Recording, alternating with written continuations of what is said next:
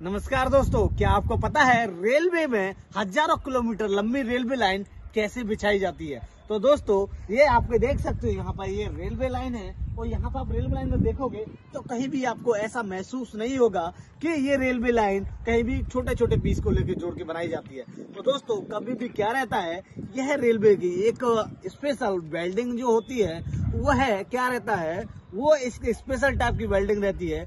जब भी ज्वाइंट किया जाता है तो वो आपस में महसूस नहीं होने देते हैं और बहुत ही हैवी क्वालिटी की होती है। जब रेलवे की जो लाइंस होती है तो बहुत ही छोटे छोटे स्टैंडर्ड जिनका साइज होता है, किसी का 13 मीटर, किसी का ज्यादा, अलग अलग स्टैंडर्ड साइज के पीस यूज किए जाते हैं, जिससे क्या रहता है वह स्पेशल वेल्डिंग करके वह जोड़ दिया जाता है और इसी तरीके से काफी हजारों किलोमीटर लंबी लाइन बिछा दी जाती है। तो दोस्तों ये बेसिक जानकारी है जो कि सभी को पता रहना चाहिए। यदि वीडियो आपको अच्छी लगी हो तो वीडियो को एक लाइक, सब्सक्राइब, कमेंट जरूर करें। Thank you so much.